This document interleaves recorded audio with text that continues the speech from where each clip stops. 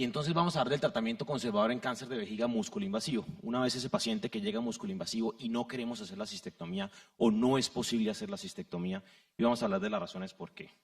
De entrada, pues el cáncer de vejiga es una enfermedad más frecuente de lo que nosotros queremos. Esto es las estadísticas que colocan en 2012 y en Sudamérica el cáncer número 6 en hombres es el cáncer de vejiga.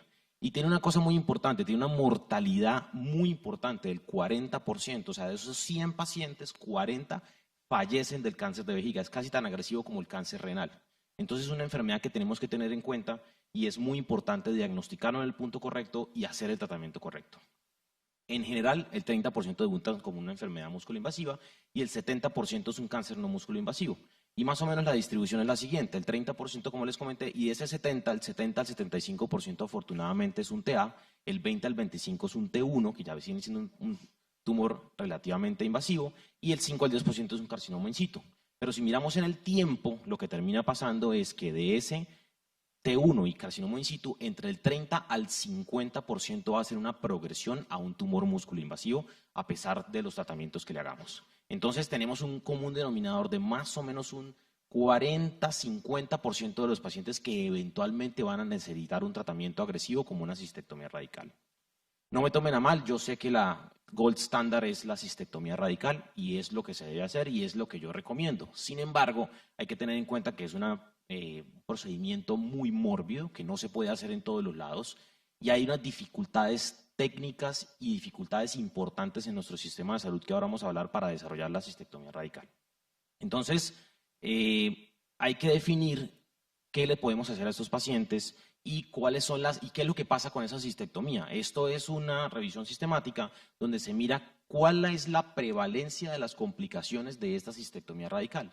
Y si ustedes miran la prevalencia de complicaciones grado 3, grado 4, en una serie, pues en varias series de 1.600 pacientes, es un número importantísimo. 75% de los pacientes tienen complicaciones grado 3 o grado 5 de cistectomía radical. Acuérdense que grado 5 es muerte, grado 4 es una complicación grave que lo lleva a cuidados intensivos o que puede llevarlo a la muerte, y grado 3 es una complicación que toca hacer algún tipo de intervención, tanto médica como quirúrgica.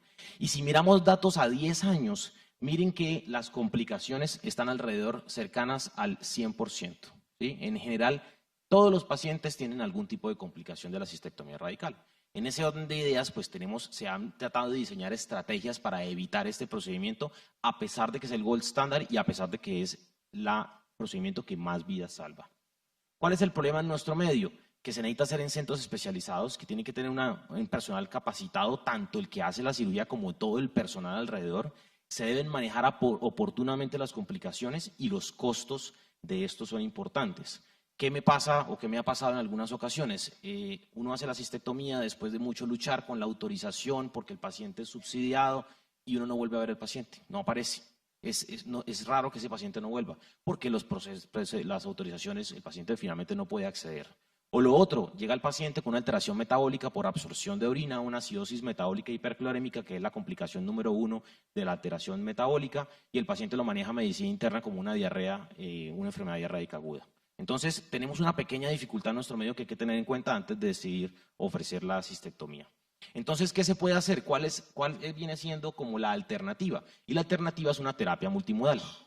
Esta terapia multimodal se debe ofrecer a pacientes con tumores de T2 a T4 y uno lo que decide, el paciente se puede operar o el paciente no se puede operar. Si el paciente no se puede operar, pues muy difícil, muy fácil, pues no se le hace una cistectomía radical. Si el paciente se puede operar, digamos que hay que definirlo en un riesgo, alto riesgo y un riesgo promedio, digámoslo así.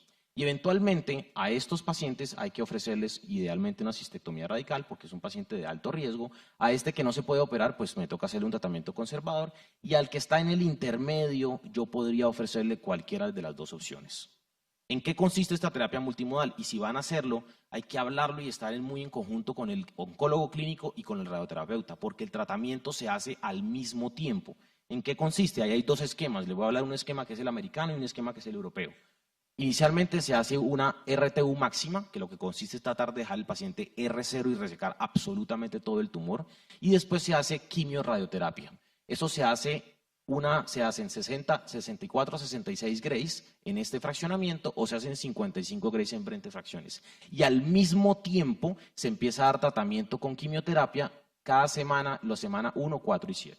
¿De acuerdo? Una vez el paciente termina el tratamiento, uno puede hacer una RTU de reestadificación. Si hay una respuesta completa, excelente, y le hace un seguimiento. Si no hay una respuesta completa, uno debe pensar en una cistectomía radical. La otra opción es la línea europea, donde se hace la misma RTU máxima, después se hace quimio-radioterapia y se hacen solamente 40 grays, no los 55.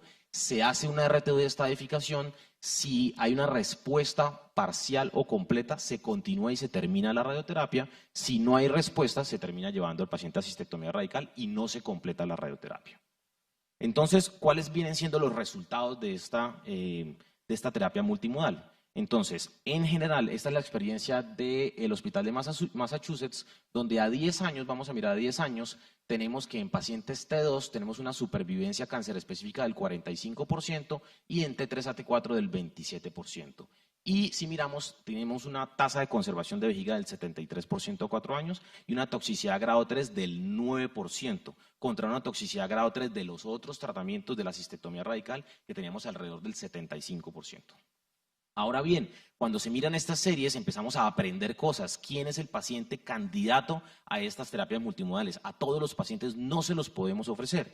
Y empezamos a ver que la supervivencia cáncer específica y la supervivencia global depende de ciertos factores. Y entonces, aquí lo que depende es si hay respuesta completa o no hay respuesta completa. Si el paciente no me responde durante la terapia multimodal, ese paciente va a fallecer más que el paciente que sí responde. Y lo que tienen que pensar es que la terapia multimodal es como una vigilancia activa.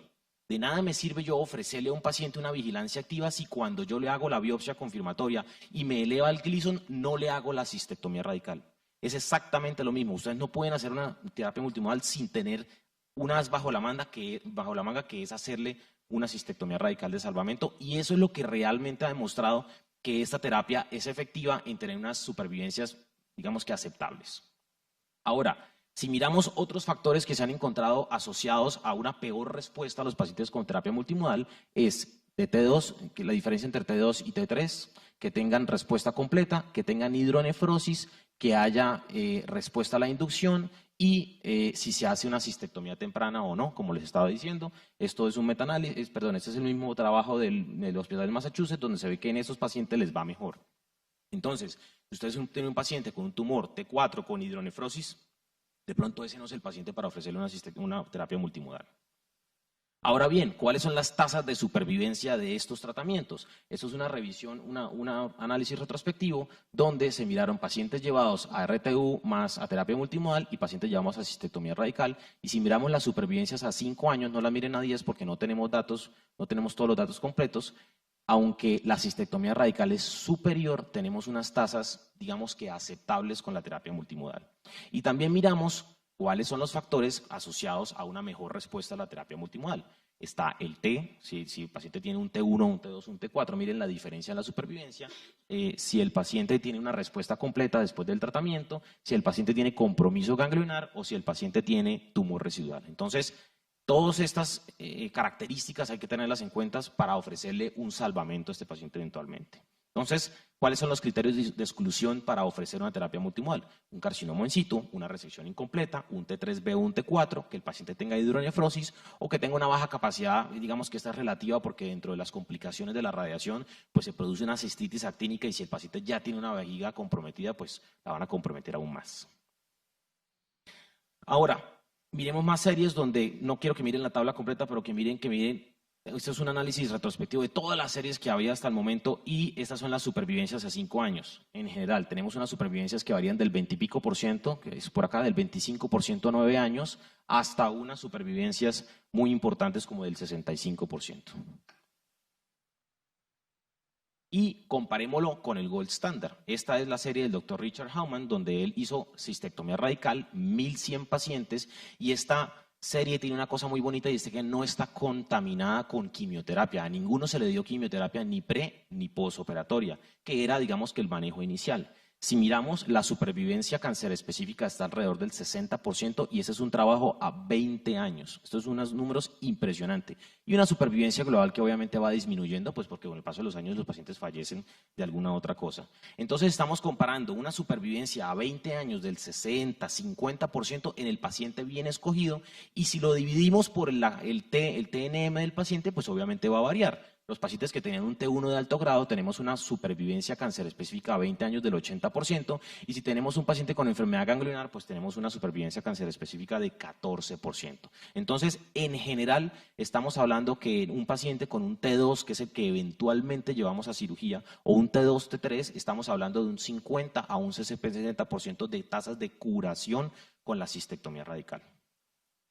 Y si lo comparamos con terapia multimodal, miren que la terapia multimodal a 10 años tenemos una supervivencia de un 30-40%, es aproximadamente la mitad. Ese es otro trabajo donde cogieron pacientes que fueron no candidatos a cistectomía radical. Es un trabajo pequeño, pero tiene una cosa buena, y es que cuando revisan los pacientes hay diferentes opciones de manejo: radioterapia exclusiva, y esto, sí.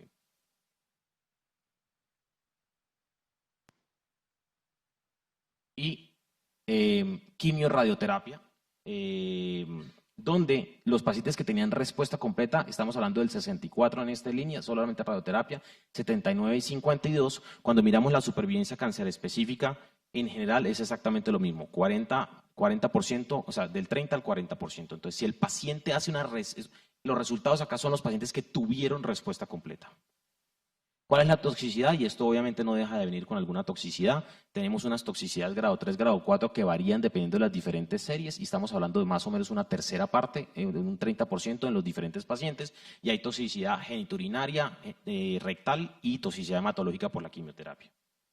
Y finalmente, algo más nuevo, como para decir, bueno, comparémoslo con un trabajo nuevo, no trabajos retrospectivos. Esto es un abstract que se presentó en ASCO-GU hace aproximadamente una semana, donde se hizo una revisión de la base de datos del SER con pacientes con cáncer de vejiga de T2 a T4, de enero del 2002 a diciembre del 2011, 2.963 pacientes, la gran mayoría llevados a cistectomía radical y el 25% llevado a terapia multimodal, donde tenemos que la cistectomía es superior a la terapia multimodal con una HR de 1.5, tanto en supervivencia global como en supervivencia de cáncer específica, y los costos en Norteamérica son superiores en la terapia multimodal, de $171.000 contra $99.000 en el manejo de esos pacientes. Eso pues yo no creo que aquí sean los mismos costos, pero aquí cabe tener en cuenta que eso es un estudio retrospectivo de una base de datos, y como les quiero dejar claro, cuando ustedes ofrecen una terapia multimodal no pueden dejar de ofrecer el salvamento, que es una cistectomía temprana. Estos otros trabajos de toxicidad tardía. Y cuando miramos el estado, eso es un trabajo pequeño de 32 pacientes, porque uno de los sustos que nos queda es cómo queda esa vejiga después de la radiación. Son 32 pacientes que le hicieron estudios urodinámicos, y miramos que el 75% tiene una urodinamia normal después del tratamiento con la radioterapia sobre la vejiga. Y el estado físico y emocional de los pacientes es muy importante. Y por último, hay que tener en cuenta que la radioterapia que se hacía en las series antiguas no es la misma radioterapia de hoy. Esta es la planeación de la radioterapia 2D que se hacía en las series viejas, y esta es la planeación de la radioterapia actual, que eso posiblemente puede potenciar los resultados, la administración de la radioterapia, y disminuir los efectos secundarios. Entonces, como conclusión, la terapia multimodal conservadora de vejiga es una opción de manejo en pacientes seleccionados. En caso de una selección equívoca, el paciente puede incurrir en mayores riesgos, por lo cual hay que tener en cuenta los criterios de exclusión, y la cistectomía de rescate temprana en caso de progresión o respuesta incompleta es lo que ustedes tienen que tener en la cabeza. Muchas gracias.